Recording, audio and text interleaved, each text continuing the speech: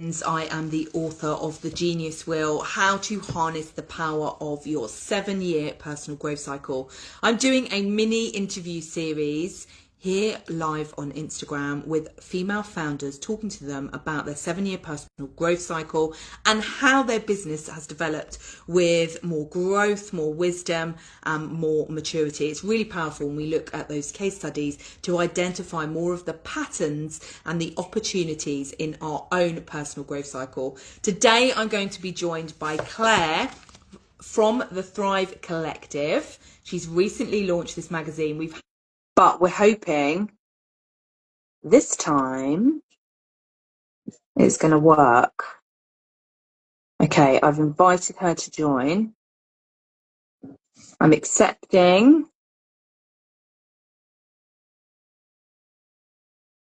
And let's hope technology is on our side. I did one of these interviews on Tuesday and then it didn't actually save.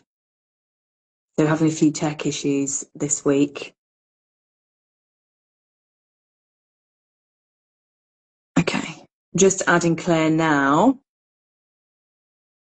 So we're going to talk to her about the Thrive Collective, where she was 7 years ago, what she's doing now, and how she hopes to move forward in the future. She is with us, but requesting to join is not allowing me to accept.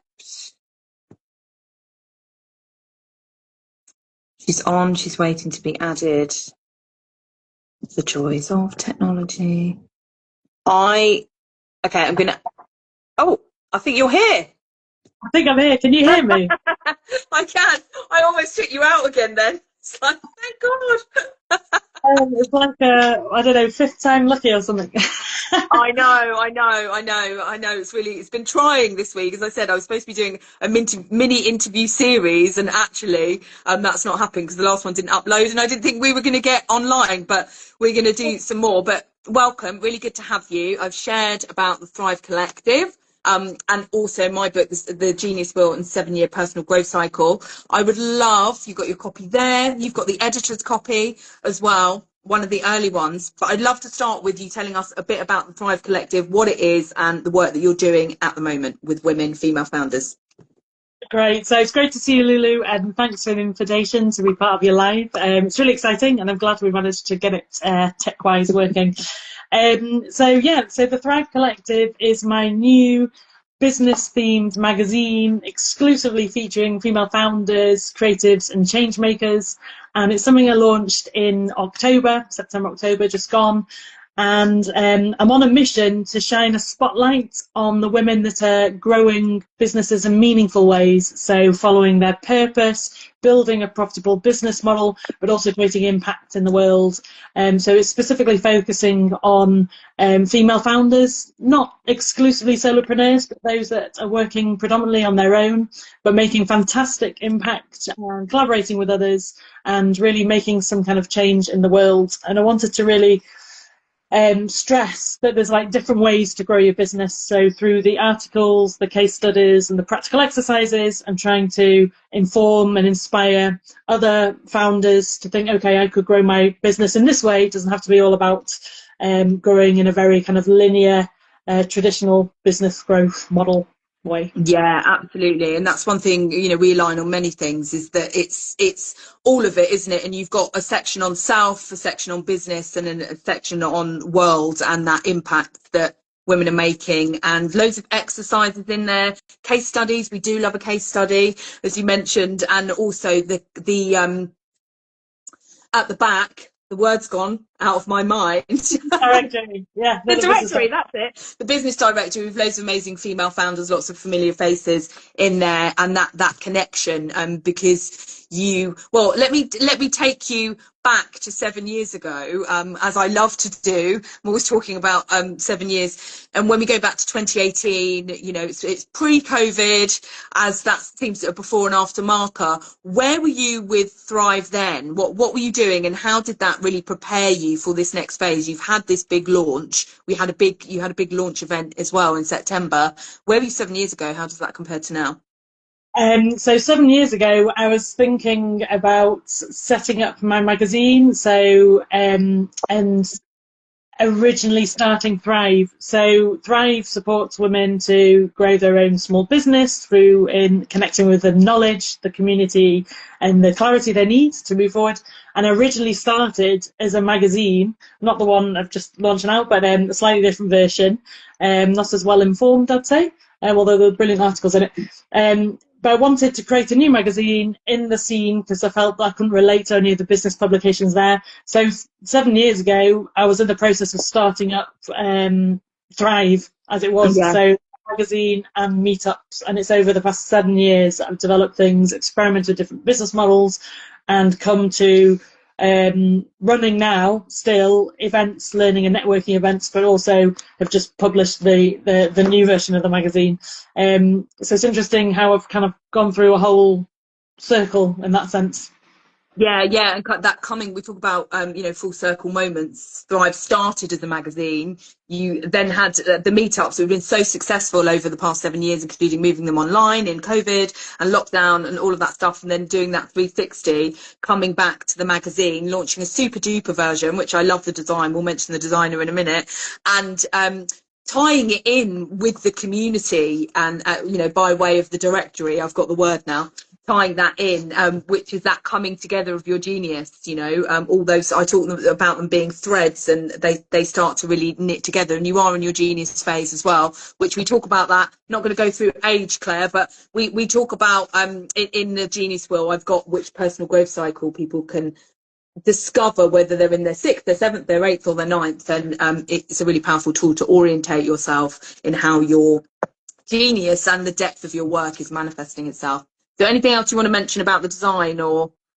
I would love to acknowledge the designer, actually. So 7 years ago, it was a very small endeavour, family endeavour. It was my partner who did the design for me, and my late aunt helped with the editing. Fast forward 7 years, sadly my aunt's passed away. My partner's doing brilliant stuff on her own, and I thought I want a professional designer this time. So I've used someone I knew through the University of Brighton, a graduate from the University of Brighton. She's called Eleanor Branch, and she can be found under the handle Eleanor Drew This. And she does illustration and graphic design, and I think she's done a brilliant job and been very patient with me to help me kind of bring my idea to life. Yeah. Yeah, no, it's beautiful, and all the colours and the way it's designed is amazing. Is she on Instagram? She is, yeah. So she's at Eleanor Drew This. Yeah. Okay, I'm probably following her, but yeah, we'll definitely make sure she sees this video once it uploads. So if we fast forwarded 7 years, which can feel really, really abstract, but when we start to understand that fullness of that circle that we do, what's one exciting thing that you would love to happen at some point in your work or with the Thrive Collective? What's in the vision? In the vision, I would love the magazine to still be running in 7 years. So the original one only lasted a year, and I know why. And so this one has a different business model and different approach, etc. So I would love the magazine to be up and still running and thriving. I would like to have developed a reach beyond the southeast, which is where I'm currently based and focused on. So I'd love it to be a national endeavour, and maybe with collaborators from different regions. So almost like an equivalent of myself in the different regions within the UK, who can then help galvanise the community and make it bigger. So the business directory becomes an entity in itself, and then we're able to capture a really diverse group of women with different perspectives who can share their insight and experiences. So I suppose that's alongside some really just focusing on supporting the members of the collective so that they can grow businesses that are financially sustainable, profitable, impactful, and that they're doing something that's fulfilling, which is what I've tried to capture in terms of the different sections within the magazine. Yeah, and two really important things that you say there. One is start local, think global. I think that's a really good message for all female founders. And secondly, that you launch something similar at a really family based level, with less resources and things like that, but learn the lessons of why that may not have been sustainable. And I think it's so easy, isn't it, on the online world, to think that people just put stuff out there and it's all good, and not seeing the lessons and those 7-year cycles that we go through, that we build something that maybe isn't what we expected initially. I know when you came on my podcast, She Rebel Radio, many years ago, we were talking about that need to pivot, but it's actually all those lessons and things that we start to bring together with that wisdom, growth, maturity, particularly in our genius phases. So it's really lovely to see it. Exactly, and linking to your book, what I really have enjoyed reading is about the actual concept of genius. So you're saying it's so much more than an abstract concept, and I like the way you break down the different categories, and it really got me thinking. You're talking about genius being like exceptional intelligence, creative power, and natural ability, and then you ask your readers, where do you feel you're most aligned to, or what calls out to you? And for me, reflecting on that exercise in itself, which was really, really helpful, was like, actually, it's a creative power and the capacity to bring forth like original ideas and manifest them into reality. That's my area of genius, my zone of genius, I feel. And it's funny because I don't think it's taken me a long time, and also with your help through your coaching support, it's taken me a while to actually realise what my genius is. And I was having a conversation the other day with a friend and with my mum actually, about the magazine. I said, I feel as if I've arrived at the place where this is what I should be doing, and I really am like leveraging and harnessing that genius. And I love that whole concept, which obviously you go into depth with right at the start of your book. And I think it can be quite a I think people think, oh, genius, that's not for me, or I'm not a genius. And like you say in your book, people often associate with the famous scientists, often male, or playwrights, etc. But actually, what I really like, the calling and the voice behind your work, is that you're raising awareness among all women that we all have zones of genius, and it's about finding the space, the resources, and the time to be able to give us the permission and the time to then explore that area of genius. And that's what really excites me about your book and the messages you're spreading across the community and beyond.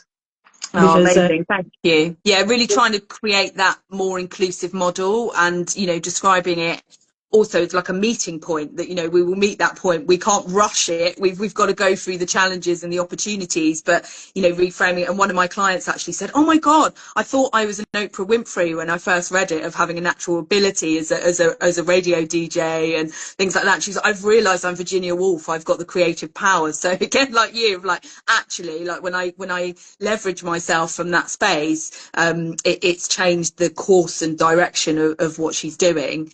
And that's really powerful, as well as, I think, just, us as women seeing ourselves as genius. And yeah, like most women I know go, oh no, I'm not, but some are comfortable going, I want to be a genius, let me read it. So that's exciting.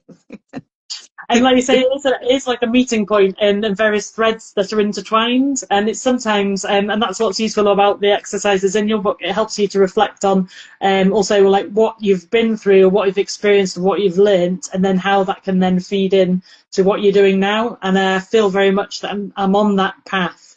I'm still getting there, but I've got a lot more clarity now about what my zone of genius is, what I need to be leaning towards doing more of, and how important it is to then create more time and space and resources to then really go at that. So I'm feeling really motivated and driven by your book, and then how it works out with me being in this new time where I've now relaunched the magazine.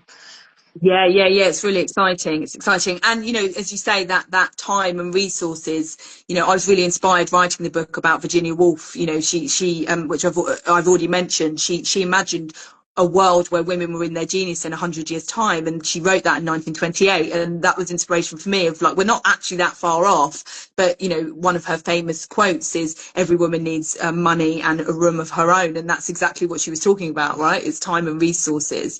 And I was thinking also, how far away we are from that in terms of the concept being linear. and the path being linear, and when it's actually cyclical. And within that, I create a dual layered framework where I use the seasonal cycle alongside our 7-year personal growth cycle, talking about that we have an inner winter, spring, summer, and autumn. We're currently in the seasonal, in the season itself, certainly here in the Northern Hemisphere, we're in autumn. What's one of your favourite seasons and why? I'm liking spring, both for me and my personal development growth, but also as a season that we experience here in the UK. But in terms of my personal development growth, spring's a great chance um, to be really curious and experimental. That word keeps on jumping to mind at the moment. So just like not being afraid to experiment with new ideas and test those out, and then just see where they take you. So without necessarily then committing fully to that, but just getting it out and seeing then where it takes you and what the reaction is.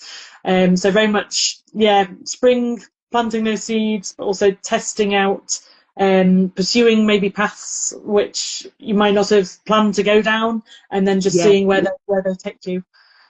Yeah, no, spring, when that shows up for, and if anyone's got any questions, either on the replay or joining us live, do let me know. When we discover which season we're in personally, Claire is in spring, launching her magazine. That's the kind of usual behaviour of things that we do when we're in our spring phase. Same as me, I wrote the book.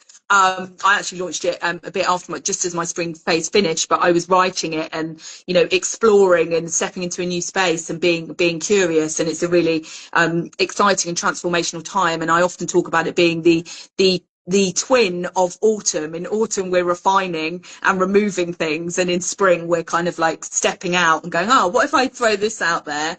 What's this going to look like? Which, is exactly what you've done with the magazine, which has gone down really well in its first month, and I'm excited to see where that goes.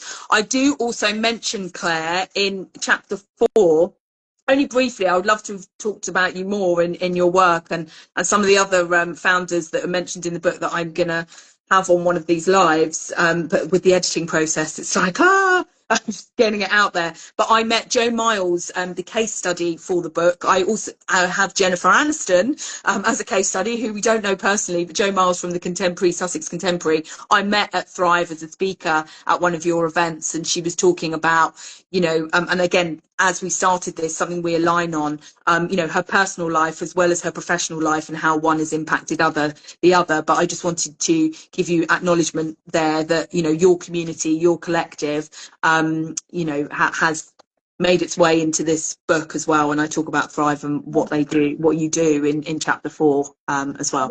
Yeah, thanks for that. And I like it at the end as well, in acknowledgements. You say, oh, you'd heard Joe Miles talk at the Thrive event, and then you were like stalking her online to really get, and then this in the nicest possible way, to get a real understanding, because you could see when she was talking and recounting her personal life and business life, how that had developed and how she'd evolved, and then how you could see in your head when she was talking, oh, this you could really see her 7-year development. So I think it's great that you were able to hear those things directly from her, and then that was able to get into your book. Yeah, no, it's amazing. Yeah, and I did stalk her online, and she's got, quite a lot out there. So I managed to write her personal growth cycle and then send it to her, which she totally validated, which was very validating for me as well, whilst I was working with clients through this as a concept. It was really good to, do it for someone that I haven't met before. And I've been writing celebrity case studies because they're things that people can really relate to and women can really relate to, including the late Jane Goodall, who was amazing in her activist work and as a scientist, or naturalist she preferred to be called as well, because it's that having those. And that's what you do so well at Thrive as well, of those case studies, those examples of women who are in their genius that make us enable us as women to accept that we might have some genius threads too, that will find that meeting point. So thank you for being with me, Claire. It's been amazing to speak to you. Please follow Claire on Instagram. If you'd like to find out more about the Thrive Collective, local events, but also online events as well. And if you'd like to find out more about the Genius Wheel and are not following me already, please follow. And also on my website, thegeniuswheel.com, you can find out more. There's a free webinar that you can also download, or you can go ahead and purchase the book. Amazing, Claire. Have a beautiful rest of the day. Anything else you want to share before you go? I'm glad I got you I on. just really quick. I just want to congratulate you on it, because this is like a massive piece of work, and I've enjoyed reading it. What I've been reading so far, and I really admire all the work and the research and how you've been able to just like weave it all together, and then also make it really practical as well. So really clear action for people to take, so they can discover more about themselves.